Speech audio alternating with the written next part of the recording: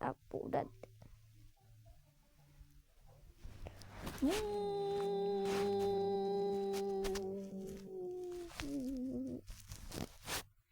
Vamos a seguirle, vamos a seguir. Que lo que estaba haciendo era bastante... Espera, ¿qué? No, le copió al niño del Oxxo. aterrador. Era un acto, si lo ves así, cruel, pero muy calculado. Y cuando el sobreviviente lo entendió, corrió desesperadamente. Corrió sin mirar atrás, sintiendo que algo lo estaba persiguiendo. Ese algo estaba disfrutando de su miedo. Y ok, si te recordarás, yo con anterioridad te había mencionado que el científico estaba escuchando algún tipo de voces. Déjame decirte que esas voces no son humanas. En la isla atacando a los animales no cazan como los conocemos. Estos juegan, esperan y engañan. Horas después, el científico escuchó de nuevo voces humanas, un hombre y una mujer discutiendo, pero por un momento pensó que eran otros supervivientes. Pero al acercarse entre los arbustos, vio tres criaturas parecidas a velociraptores. Se movían demasiado lento, con la cabeza inclinada, emitiendo sonidos que parecían palabras humanas. Estaban imitando una conversación y lo hacían perfectamente. Estos mismos repetían frases sin sentido, como si estuvieran copiando lo que habían escuchado antes. Pero curiosamente no se estaban comunicando entre ellos, sino que todos estos sonidos y este tipo de conversación lo estaban haciendo para atraer a su presa, o sea, al científico de Inge. Estos mismos querían que se acercara a ellos. Cuando un... No. Oh no. Oh no. Tengo que ver más lore, mi compa. No estoy entendiendo nada. Si no saben cómo comentar es así, miren.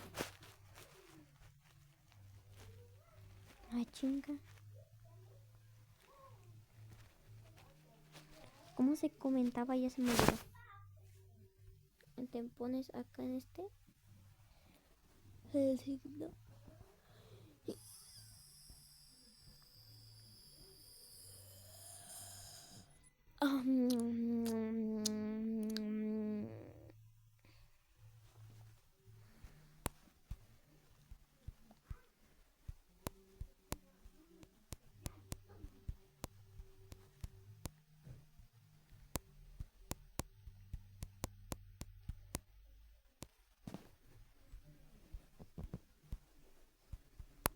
¿Cuál me carga más rápido? Pero sí tengo internet.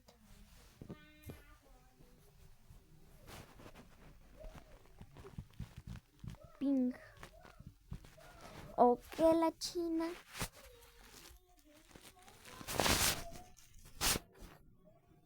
Uno de ellos abrió la boca y pronunció su nombre con la voz de su madre. El terror fue absoluto. Esa voz no podía estar allí.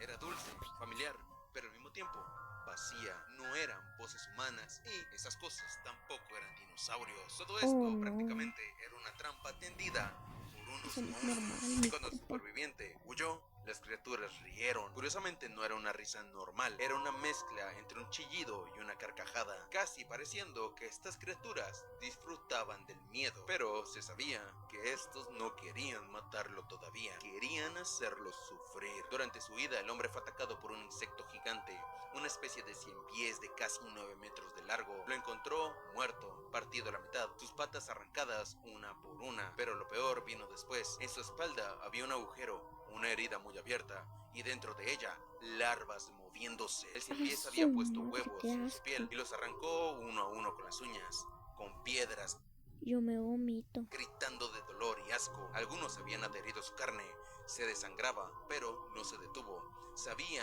que si se quedaba quieto, moriría allí. Asimismo, este científico regresó al helicóptero en búsqueda de algún tipo de medicamento y curiosamente lo encontró. Era un botiquín, pero el paisaje ya no era el mismo. Los árboles habían cambiado de lugar, los caminos se habían cerrado. Era como si la isla se estuviera moviendo y todo esto para desorientarlo, como si no quisieran dejarlo escapar. Cuando llegó el helicóptero estaba cubierto de enredaderas, como si la selva No he visto la nieblina. Lo estuviera devorando. Dentro halló símbolos extraños tallados en las paredes, marcas hechas con algo oscuro, tal vez podría ser sangre. Estos mismos eran círculos rojos y figuras humanas muy deformes. El hombre no sabía quién los había hecho, pero sintió que no debía seguir mirando. Con las últimas fuerzas encontró una estructura metálica entre la maleza. Era una vieja estación de investigación de InGen. Las paredes estaban oxidadas, las rejas dobladas desde adentro y el aire olía a muerte. Dentro todo estaba destruido.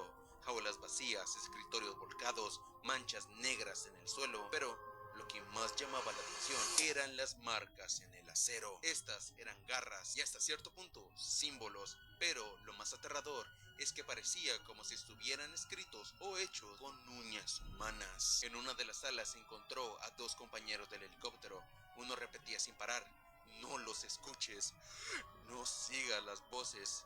No son personas. El otro temblaba, cubriéndose los ojos, murmurando: los ojos, esos miles de ojos. Estos supervivientes obviamente estaban rotos. Lo que habían visto los había destruido por completo. El científico, revisando el hogar, encontró una grabadora y un transmisor, y ahí dejó su historia, una grabación de lo que había vivido, un testimonio de cómo InGen los había enviado a morir. Esa grabación fue encontrada en 2009, pero curiosamente nunca hubo ninguna llamada ni ninguna pedida de auxilio, ya que oficialmente nadie fue enviado a la isla Takano en ese año. Y en su último registro, el científico decía que algo estaba cambiando. Hasta ese momento nunca había anochecido, pero de repente el sol comenzó a caer y las alarmas del complejo se encendieron. Los raptores huyeron, y eso fue lo más aterrador. Si esas cosas tenían miedo, era porque algo peor estaba despertando. Entonces el científico lo escuchó: un paso muy grande, luego otro, y el suelo vibraba. No corría, no cazaba, solo caminaba. Eran unas pisadas muy pesadas, pero iba demasiado lento, seguro de dónde estaba su presa. Y cuando lo vio, apenas pudo describirlo. Medía más de 6 metros. Su cuerpo estaba roto, como si hubiera sido armado con partes de otros seres vivos.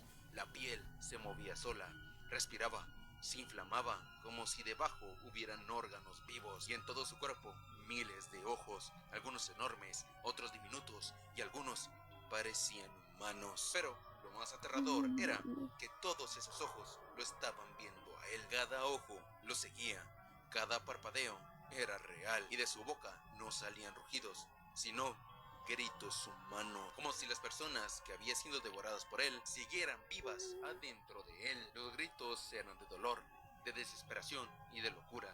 Esa criatura, obviamente, no era un dinosaurio, era el resultado de cuando los seres humanos juegan a ser Dios. Obviamente el superviviente entendió que era demasiado tarde y, lastimosamente, ya no habría salida ni una vida futura para él. Bueno, hermanitos, hasta aquí he llegado esta explicación de qué es la isla Takano, que vi que varios me lo estaban pidiendo en los comentarios. Así que, hermanitos, si quieres que haga un video de algo relacionado a dinosaurios o bueno, pues ya acabó, no disfrute nada por el lag y por el internet que me tengo.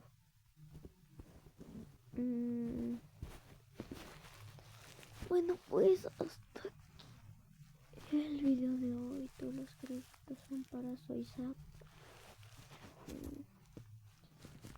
Adiós.